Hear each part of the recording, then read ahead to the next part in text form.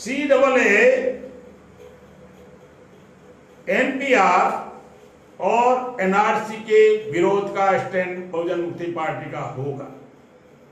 हम NRC का समर्थन एक ही मुद्दे पर कर सकते हैं, अगर DNA बेस्ड NRC होता है तो, अन्यथा हमारा स्टैंड NRC के विरोध में होगा। और कोई पार्टी ये स्टैंड लेने वाली नहीं है। बिहार की भूमि उपजाऊ भूमि है, लेकिन सरकार के पास कोई योजना नहीं है। हमने उस समय भी मुद्दे उठाए थे कि कृषि आधारित उद्योग होना चाहिए। कृषि आधारित उद्योग होना चाहिए। 10 गांव में जो पैदावार होती है उसका मैन्युफैक्चरिंग वहीं होना चाहिए। बिहार में आपको मालूम होगा बड़े पैमाने पर मक्का होता है, उसका ज्यादा 10-15 रुपए केजी है। अगर एयरपोर्ट पर लोगे ना तो 100 ग्राम का 30 रुपया है, 300 रुपये केजी में जाता है। आलू बड़े पैमाने पर है, अंकल चिप्स बनता है, 100 ग्राम का 20 रुपया है, 200 रुपये केजी जाता है।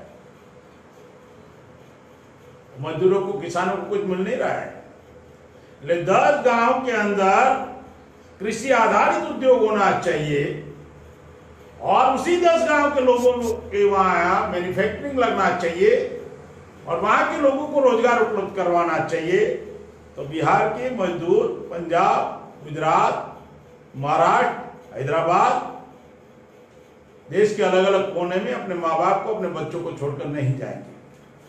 इतना बिहार में उपलब्धि, मतलब उपजाऊ भूमि है। लेकिन सरकारों के पास कोई योजना ही नहीं है और करना नहीं चाहते।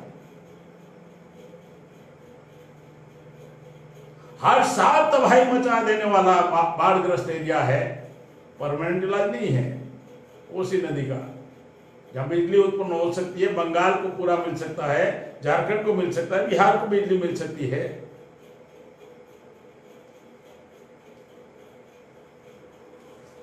सरकार के पास कोई योजना ही नहीं है और करना भी नहीं चाहते। इसका नतीजा बिहार के लोग भुगत रहे हैं।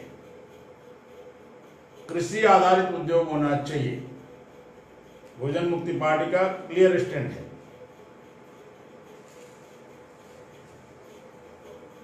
उसके साथ समान एजुकेशन का मुद्दा है। प्राइवेट एजुकेशन, निजी स्कूल है, प्राइवेट स्कूल है, उसके लेवल तक का स्टैंडर्ड सरकारी स्कूलों का भी होना चाहिए।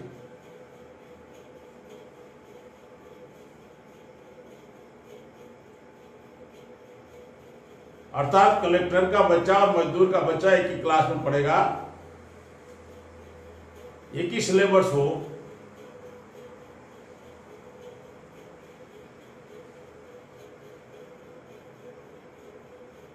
एजुकेशन का स्तर बढ़ेगा तो क्राइम कम होगा।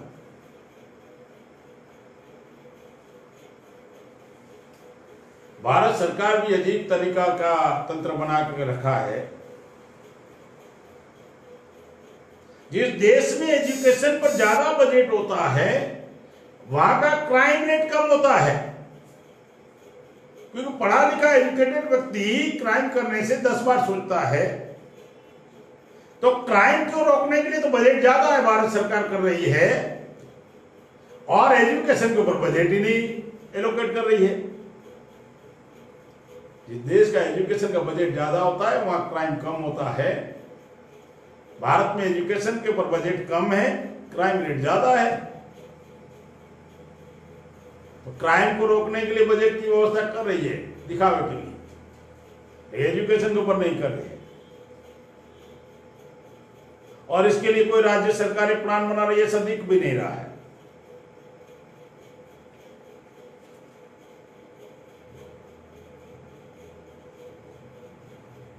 इसके साथ बीएमपी के जो सिलेक्टेड जो मुद्दे हैं, भूमि आयोग बनाया जाएगा। डॉक्टर बाबा साहब अम्बेडकर की योजना थी।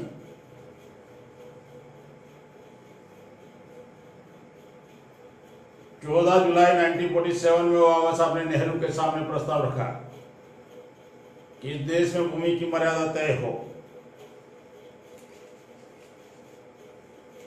कि इससे अतिरिक्त भूमि कोई रख नहीं सकता, एक मर्यादा तय हो।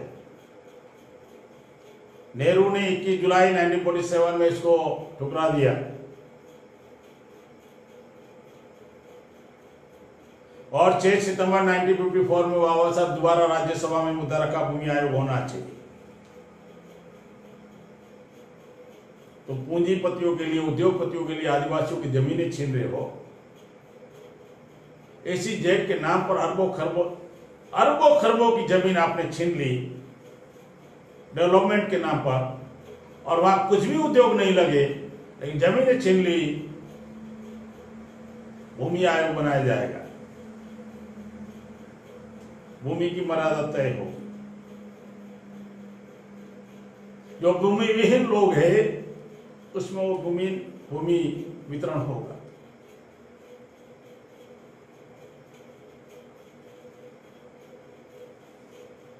बीएमपी का मुद्दा है हेल्थ सिक्योरिटी एक्ट।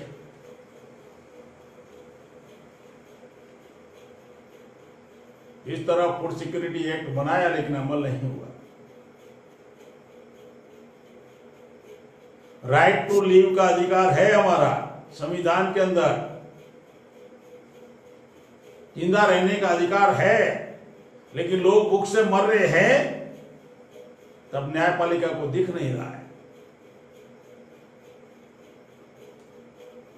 लेकिन आरक्षण का अगर मर्यादा बढ़ता है 50% से ज्यादा अगर होता है 49.5 से, तब तो न्यायपालिका को दिख जाता है।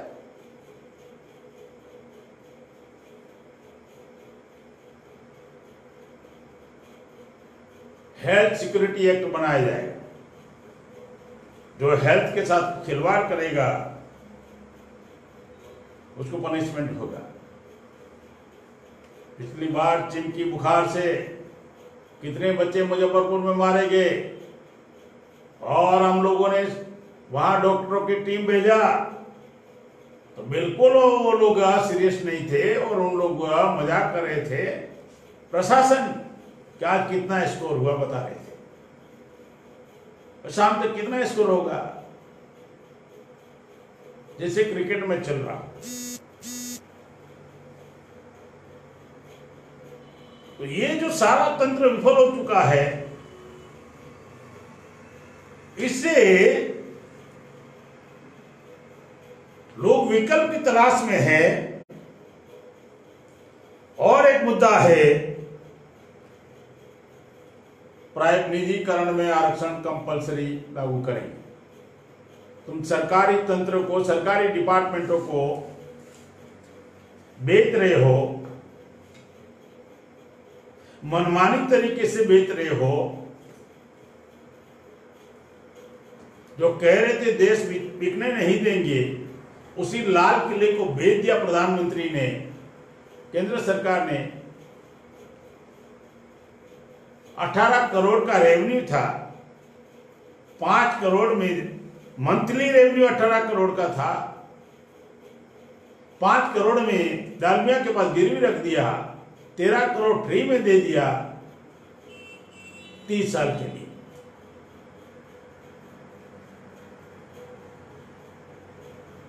सात एयरपोर्ट बेचा, अभी और सीतारमण ने कहा, और बेचेंगे। 7 एयरपोर्ट बेचा। लखनऊ एयरपोर्ट का इनकम 126 करोड़ था सालाना, 47,000 करोड़, 47,000 करोड़ में बेचा। मतलब 70-80 लाख करोड़ फ्री में दे दिया अडानी को 50 साल के लिए।